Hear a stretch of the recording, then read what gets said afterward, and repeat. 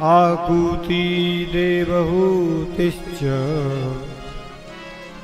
प्रसूतिरिति विश्रुता। आकूति का विवाह रुचि प्रजापति के साथ पुत्र का धर्म का आश्रय लेकर के हुआ।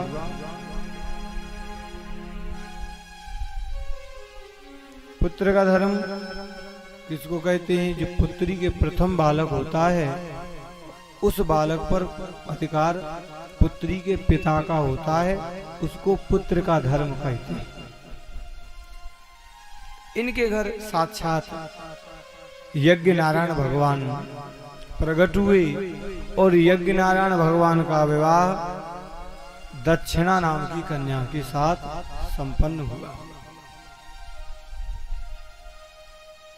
यज्ञ तो हो और दक्षिणा न दी जाए तो वो यज्ञ अधूरा हो, ये हम नहीं कह रहे हैं, वर्णन है। दक्षिणा अवश्य देनी चाहिए, तब तक यज्ञ पूरा नहीं माना जाता है। सुखदेव जी कहते परीक्षित, मैत्रेय मुनि विदुर जी को ये प्रसंग सुनाते हुए बोले, विदुर जी, देवहूति माँ की 9 बेटियां हुई थीं, जिनमें देवी अनुसुईया का विवाह अत्रि मुनि के साथ हुआ। इनके भी कोई संतान नहीं थी। अत्रि मुनि ने तपस्या की और उस तपस्या से भगवान ब्रह्मा विष्णु महेश तीनों देव प्रकट हो गए। बोले वरम ब्रूयात। अत्रि मुनि ने हाथ जोड़ करके कहा, भगवान हमने तो एक को पुकारा था, आप तो तीनों ही चले आए। त्रिदेवों ने कहा, मुनिदेव, हम तीनों में कोई अंतर नहीं है, हम तीनों एक ही हैं। तो तुमको, तुम्हारे सामने भले हम 3 खड़े हैं पर हैं एक ही। तुम्हारी जो इच्छा हो सो वरदान मांगो, पर संकोच वसात कुछ कह नहीं पाए। तब कहे कि भैया, मैंने तो संतान की कामना की थी। त्रिदेव प्रसन्न हो गए और तथास्तु कह के चले गए।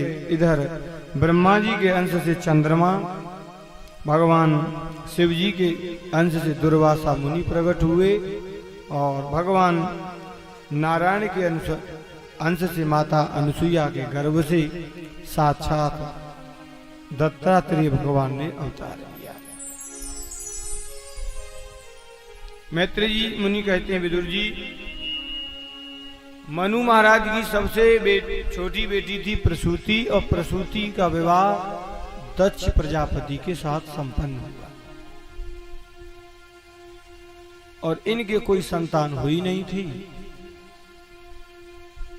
तब पूछा, भगवान इनके क्यों कोई संतान क्यों नहीं हुई? बोले,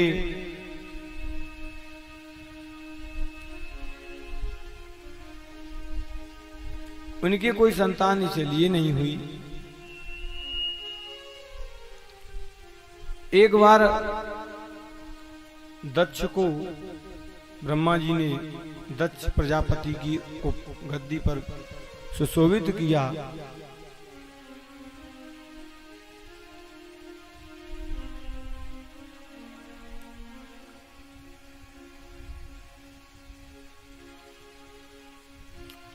तो प्रसूति का विवाह दक्ष प्रजापति के साथ हुआ।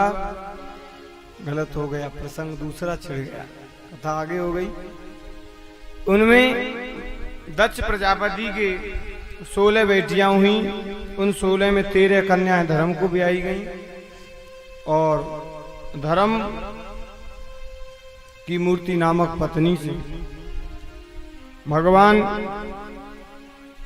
गर्भ से भगवान नर नारायण ऋषि के रूप में प्रकट हुए, जो आज भी बद्रीनाथ में तपस्या कर रहे हैं। स्वाहा नाम की एक बेटी अग्निदेव को ब्याही गई, स्वधा नाम की बेटी एक पितरों को ब्याही गई और एक बेटी शंकर को ब्याही गई जिसका नाम था सती शिवपत्नी सती के कोई संतान नहीं हुई, क्योंकि दक्ष ने एक बार भोलेनाथ का अपमान किया। बोले भोले बाबा का अपमान कैसे किया? माता सती ने, दक्ष ने एक बार यज्ञ किया और यज्ञ में भोले बाबा को नहीं बुलाया, और दक्ष के यज्ञ में माता सती ने अपने शरीर का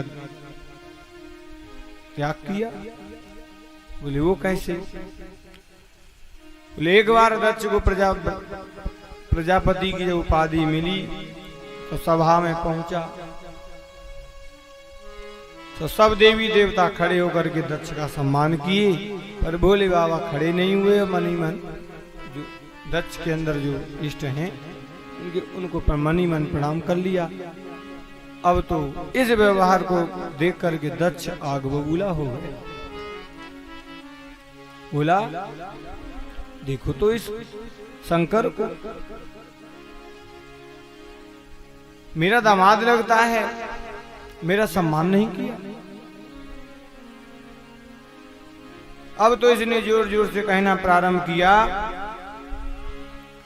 अगर सभा के बीच में ऐसा कोई असम्मानित व्यक्ति आ जाए, अनपढ़ व्यक्ति आ जाए, तो सभा की मर्यादा नष्ट हो जाती है। सब लोग एक दूसरे का मुख देखने लगे, भैया ये किसको कह रहे हैं। इससे रहा नहीं गया, वो ये बोल पड़ा, देखो तो इस शंकर को।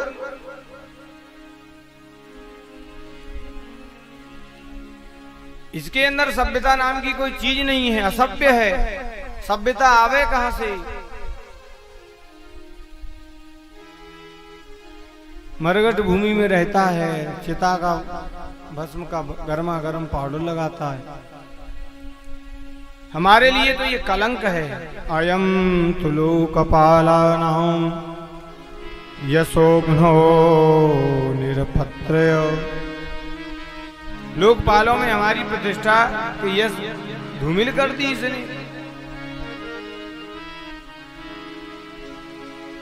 किसी संत ने ठीक ही कहा है। संत कहते हैं ठीक ही कह रहा है, क्यों?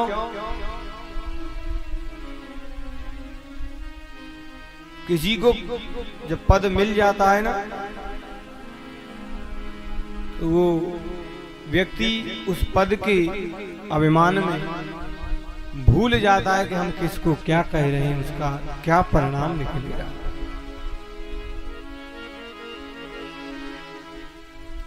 अब भोले बाबा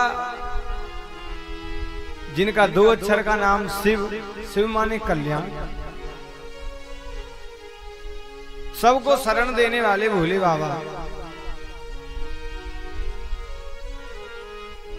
एक बार सब भूत पुरोहित बोले, भोले बाबा की शरण में गए। बोले भगवान कहाँ जाएं? जहीं जाते हैं जो देखो सोई बोतल में बंद कर देता है। भोले बाबा बोले कोई बात नहीं, आप मेरे घर में आ जाओ। सांप बीची जहरीले जीव पहुंचे, जब देखे जैसे बाहर निकलते सोई मुंह कुचल डालते हैं। भोले बाबा कहे हमारे शरण में आ जाओ, हमारे घर में आ जाओ। जिसको कहीं शरण न मिले वो सब भोले बाबा के यहाँ पर शरण प्राप्त करते हैं। ऐसे भूत भावन भोलेनाथ। अब तो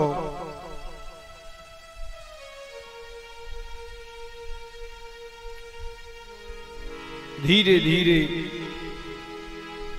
दक्ष का दुस्साहस बढ़ता गया।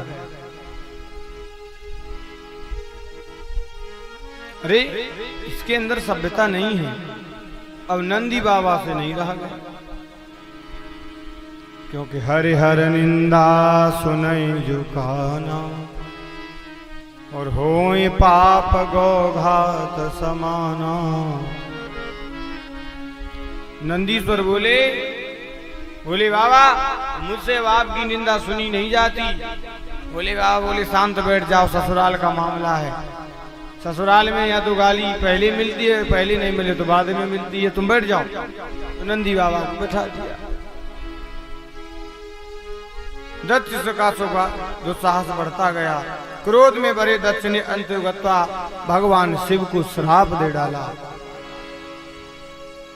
कि आज से ही शंकर को यज्ञ में कोई भाग नहीं देगा। अब तो नंदी सर्जे भी नहीं रहा गया। अरे दत्त, तुझको पद क्या मिल गया?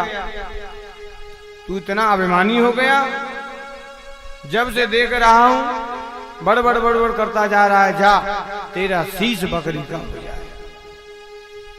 बोले बाबा। रघु जी खड़े खड़े दाढ़ी पर हाथ घुमा करके बोले, हे नंदी, ये ससुर दामाद का मामला है, तुम क्यों बोलते हो? मैं भी श्राप देता हूं शिव जी के गण सब पाखंडी हो जाए।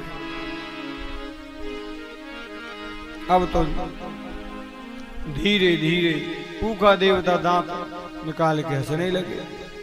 धीरे धीरे साप जो सम्मान समारोह था उस साप समारोह में परिणित हो गया। बोले बाबा, बोले अरे राम राम, सम्मान समारोह में आए थे, यहाँ तो साप समारोह प्रारंभ हो गया, चलो। बोले बाबा, लेकिन नंदी को चले गए, समय व्यतीत हो गया। पर दक्ष के हृदय का कालुष नहीं गया और इसने भोले बाबा को अपमानित करने के लिए कनखल में, हरिद्वार में यज्ञ किया। आज देवी सती भोले बाबा अखंड समाधि में बैठे हुए हैं। वर्ष व्यतीत हुए। कितने वर्ष व्यतीत हुए? 87,000। बीते संवत सहस 87 और तजी समाधि शंभु अविनाशी। समाधि खुली तो का देखे देवी सती भोले बाबा के चरण दबाने लगी। देवी सती कहो, क्या बात है? नहीं भगवान। अचानक देखती हैं आकाश से विमान, देवी देवता विमानों पर चढ़ के जा रहे हैं और देवी सती ने पूछ लिया कि कहां जा रहे? अरे देवी सती, तुमको नहीं मालूम? नहीं, कि तुम्हारे पिता ने यज्ञ किया है कि सती विलोक व्योम विमाना जात चली ही सुंदर विदिना। कि पूछूं तब बोले बाबा पूछे, देवी सती कहो, आज बड़े चरण दबा रही हो। पत्नी जब पति के चरण दबा में शाम को समझ लो कोई न कोई बात जरूर है। तब कहे बोले बाबा कि पूछूं तब शिव कहूं बखानी और पिता यज्ञ सुन कछु हर्षानी। पड़ोसी से आपकी लड़ाई हो जाए, आना जाना बंद, और उसके घर में कोनो कार्यक्रम हो, आपको तो निमंत्रण आएगा नहीं क्योंकि आपकी लड़ाई हो गई। दूसरे पड़ोसी को निमंत्रण आवे तो वो कपड़ा अच्छे नए कपड़े पहन के बन ठन करके, रास्ता भले उधर से भी जा सकता है पर उनके दरवाजे से जरूर जाएगा। देख लें तो वो जरूर पूछेंगे कि भैया कहाँ जा रहे हैं? अरे तुमको नहीं मालूम, आपके यहाँ निमंत्रण नहीं आया? बोले नहीं। अरे आपके पड़ोसी हैं, उनके यहाँ कार्यक्रम है, बिटिया का विवाह है। अरे हमारी तो लड़ाई हो गई थी और हमको निमंत्रण क्यों देंगे? जानते हैं तो भी कुछ लोग होते हैं ऐसे। तो वही देवी देवता सब जानते थे कि भोले बाबा का और दक्ष का विवाद हुआ है और भोले बाबा को निमंत्रण आया नहीं है। फिर भी रास्ता तो और भी थे जाने के, परंतु कैलाश पर्वत से ही जा रहे हैं। तब भोले बाबा ने पूछे कहो, तब बताए कि पिताजी ने यज्ञ किया है तो आप आज्ञा करो तो मैं चली जाऊं। तब भोले बाबा बोले कि जो महेश न मोहे आयस देही और कछु दिन जाए रहो मिस एही। आप आज्ञा करो। देखो पत्नी वही है जो पति की आज्ञा के अनुसार चले। ये नहीं कि पतिदेव ने मना कर दिया तो जबरदस्ती नहीं। मना कैसे कर दिया हमसे, वो नहीं पतिदेव जो आज्ञा, आप आज्ञा करो तो इसी बहाने में पिता के घर कुछ दिन के लिए चली जाऊं।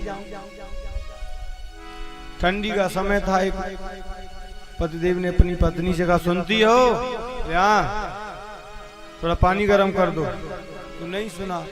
एक बार कहा, 2 बार कहा, 3 बार कहा, तो थोड़ा टेम्परेचर हाई रहा पतिदेव का। अरे सुनती हो, पानी गर्म कर दो, नहीं तो। अब जैसे ही नहीं तो कहा तो उनकी पत्नी का टेम्परेचर उनसे भी हाई हुआ। तो बोले नहीं तो क्या करोगे। पतिदेव बोले अब इनका टेम्परेचर हाई हुआ। तो पतिदेव ने कहा तो अब हम ठंडे में ही नहा लेंगे। ये स्वरूप नहीं है पत्नी। बोले आज्ञा देंगे तो मैं चाहूंगी। तो पति पर त्याग हृदय दुख भारी और कहीं न निज अपराध विचारी। क्योंकि उनके हृदय में पति द्वारा त्याग जाने वाला बड़ा भारी दुख है। पतिदेव को त्याग के में जा नहीं सकती। कि बोली सती मनोहर बानी भय संकोच प्रेम रस सानी। कि पिता भवन उत्सव परम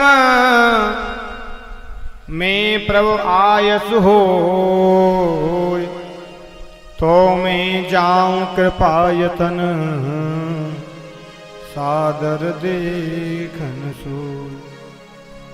देवी हमारे यहाँ निमंत्रण नहीं आया तो हम लोग नहीं जाएंगे। बोले निमंत्रण तो जरूर आया होगा। डाक खाने में कहूँ कभी कभी डाक नहीं पहुंच पाती है, डाकिया गड़बड़ कर दिया होगा, ऐसा हो नहीं सकता है। और आप कह रहे हो देखो पिता के घर तो कौन कार्यक्रम हो तो बगैर बुलाए जाना चाहिए। बोले वो बात सत्य है, फिर भी निमंत्रण नहीं आया है तो देवी सती नहीं जाना चाहिए। आज भोले बाबा ने दक्ष की उस घटना को यहाँ बताया है। बोले तुम नहीं जानती हो देवी सती, तुम्हारे पिता ने मेरा अपमान किया था। सारी घटना सुनी। अरे ससुर दामाद में लड़ाई चल रही, हमको पता ही नहीं चला। अरे आप भी तो वो, अरे जब आए थे तो थोड़ा आप खड़े हो जाते तो कौन कुछ घट जाता आपका। अब चलो हो गया, जो हुआ सो हुआ। बोले बाबा बोले नहीं देवी सती बगैर बुलाए हम नहीं जाएंगे। देवी मैया को तो मन में ठन गया कि अब हम जाएंगे।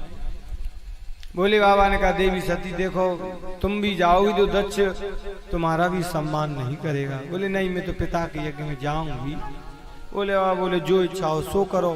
बोले बाबा तो कुछ नहीं बोले, समाधि में बैठ गए। अब मैया चलने को वहीं थोड़ी दूर चली, पीछे मुड़ के देखती। भोले जब चलने लगती हैं तो भोले बाबा आँख खोल के देखते जा रही हैं कि लौट रही हैं, जा रही हैं। जब पीछे मुड़ के देखती हैं भोले बाबा आँख बंद कर लेते हैं। तो ये 2-3 बार ऐसे हुआ।